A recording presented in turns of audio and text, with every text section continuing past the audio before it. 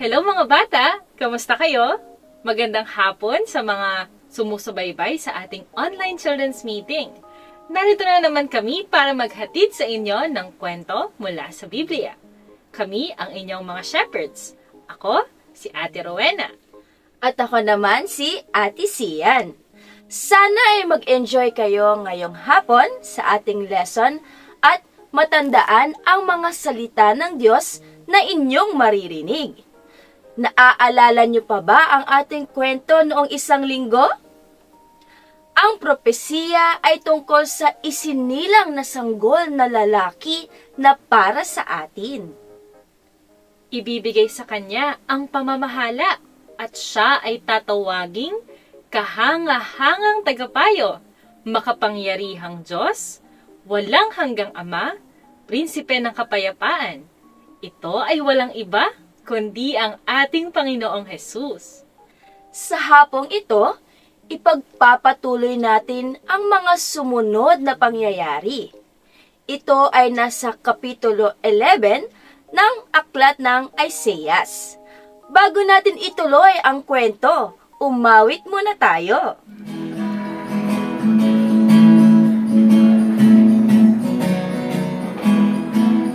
Mga bata, bago tayo umawit, basahin muna natin ang unang stanza at unang chorus. Do you know the wolf will dwell with the lamb, and the leopard will lie down with the kid, the calf and the young lion and the fatling together, and a young boy will lead them about for her. This will happen in the restoration. This will happen in the restoration.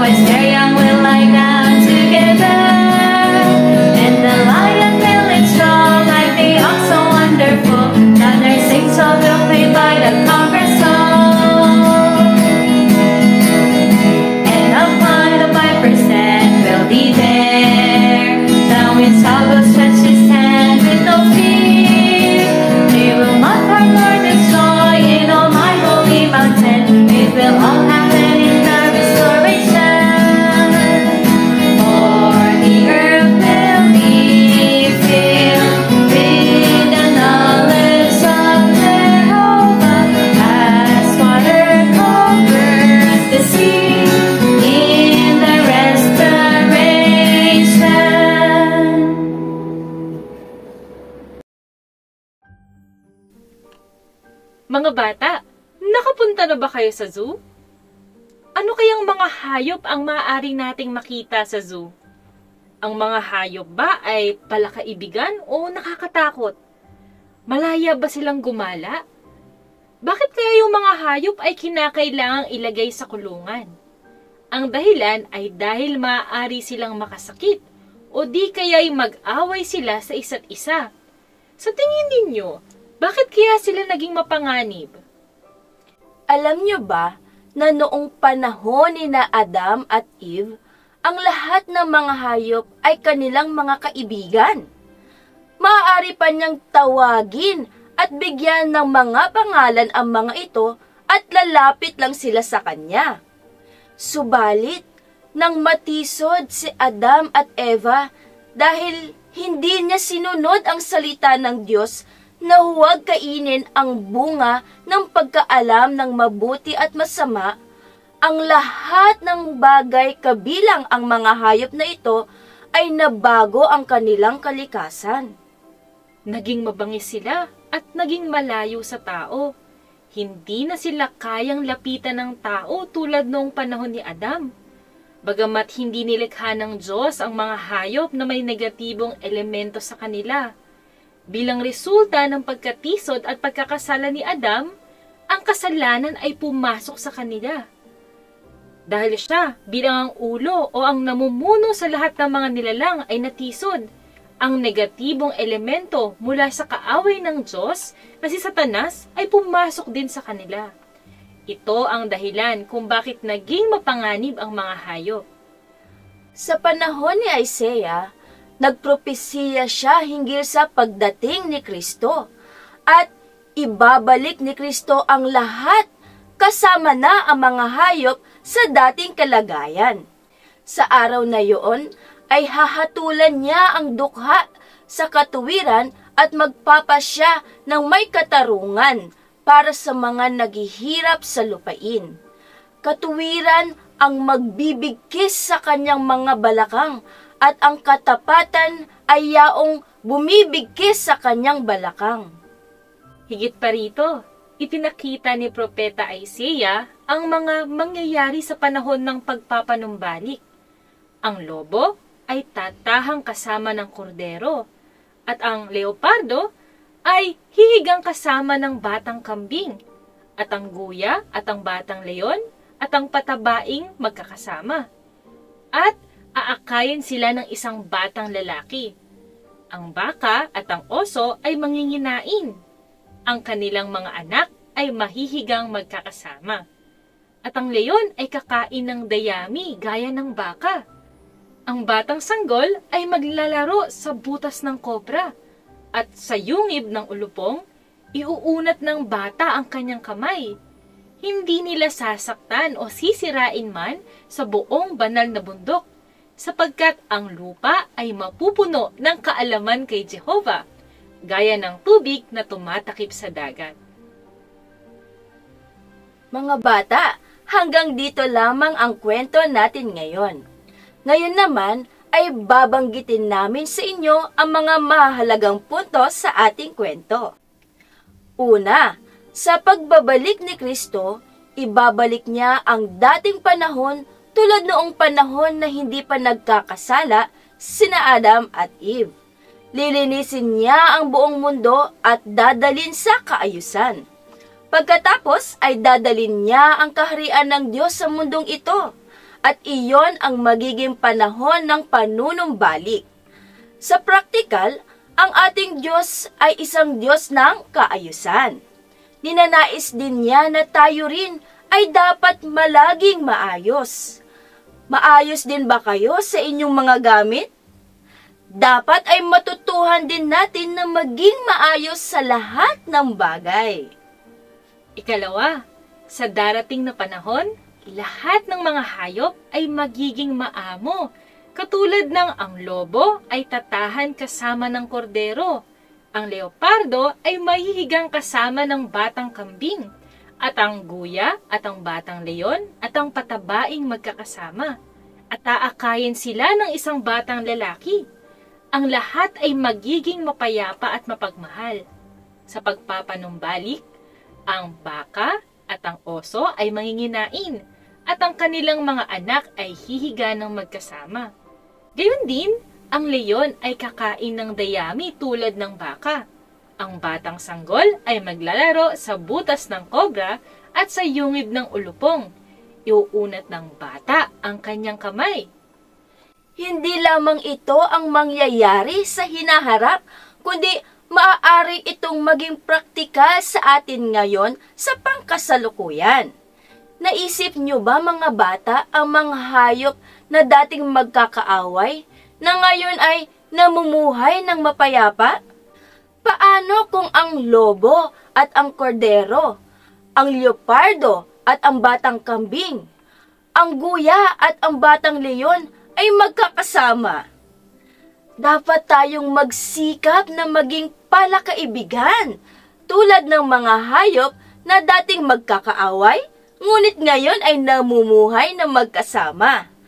Halimbawa, kung mayroon kang kaklase na dati ay parang lobo sa iyo, laging galit, maaari ba nating tularan ang halimbawa ni Kristo at gawin silang tupa?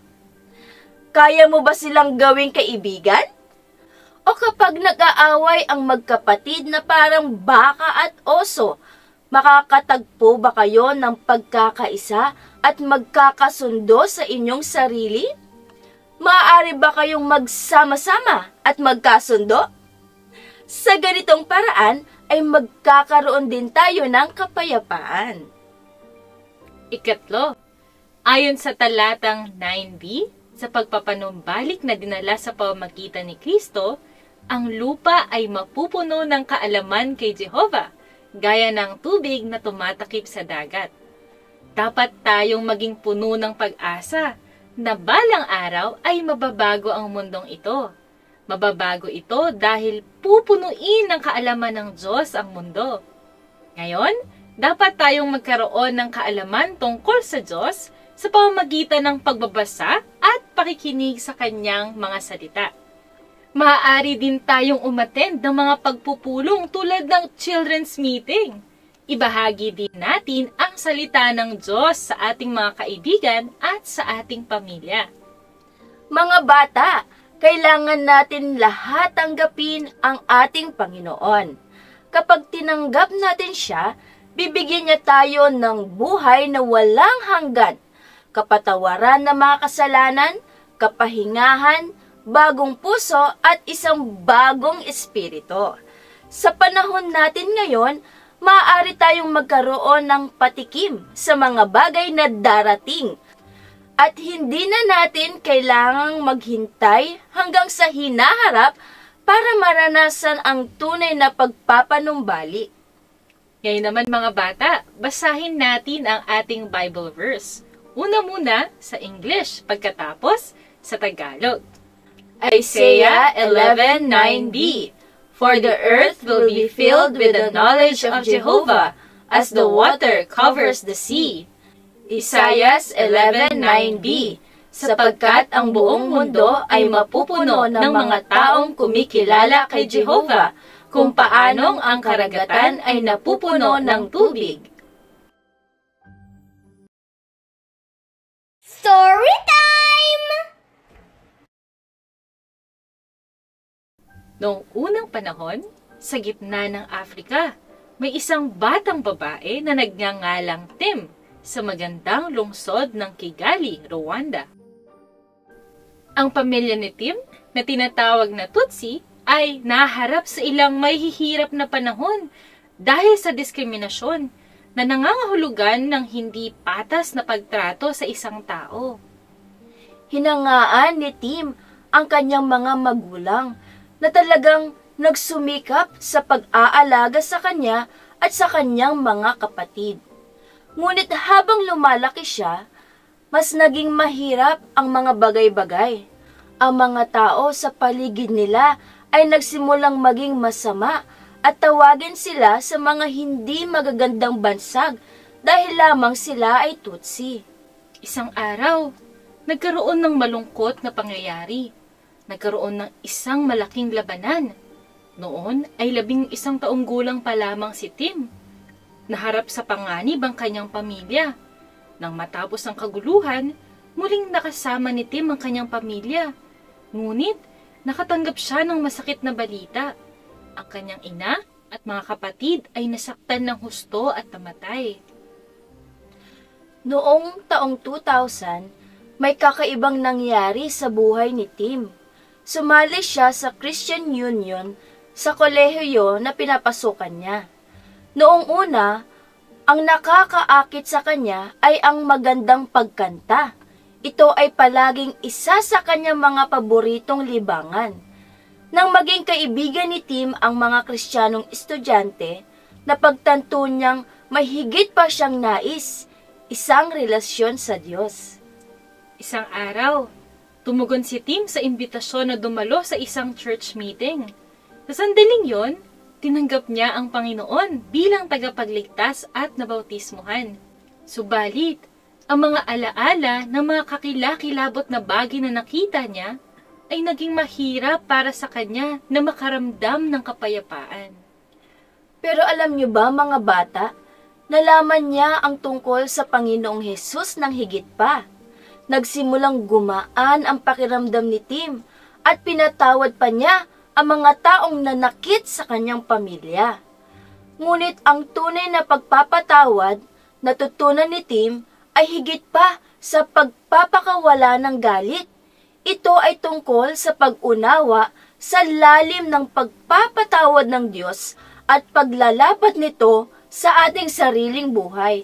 Nakahanap si Tim ng kaaliwan at kapayapaan sa isang talata sa Biblia, Lucas 6:37, na nagsasabing, "Magpatawad ka at ikaw ay patatawarin." Ang talatang ito ay naging pinagmumula ng panloob na kapayapaan para kay Tim, na nagpapaalala sa kanya ng malalim na koneksyon sa pagitan ng pagpapatawad at ng kalayaang dulot nito sa puso ng tao. Oras na para sa ating breakout rooms. Makinig kayong mabuti sa inyong mga shepherds at sagutin ang kanilang katanungan. Pagkatapos, magkakaroon tayo ng picture taking.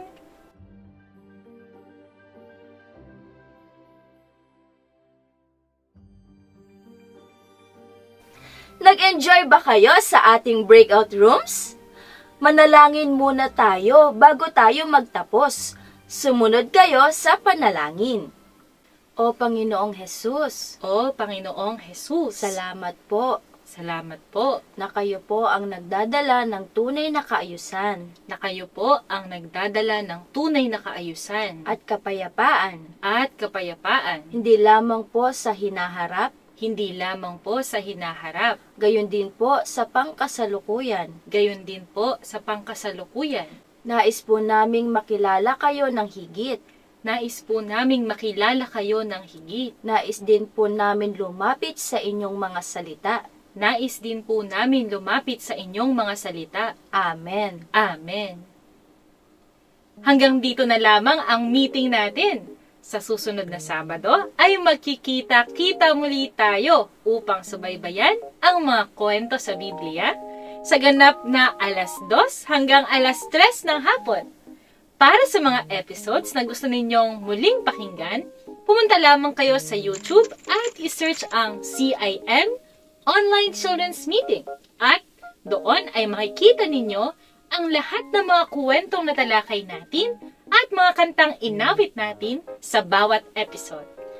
Maaari din kayong mag-invite ng inyong mga kaibigan upang sila rin ay makarinig ng salita ng Diyos.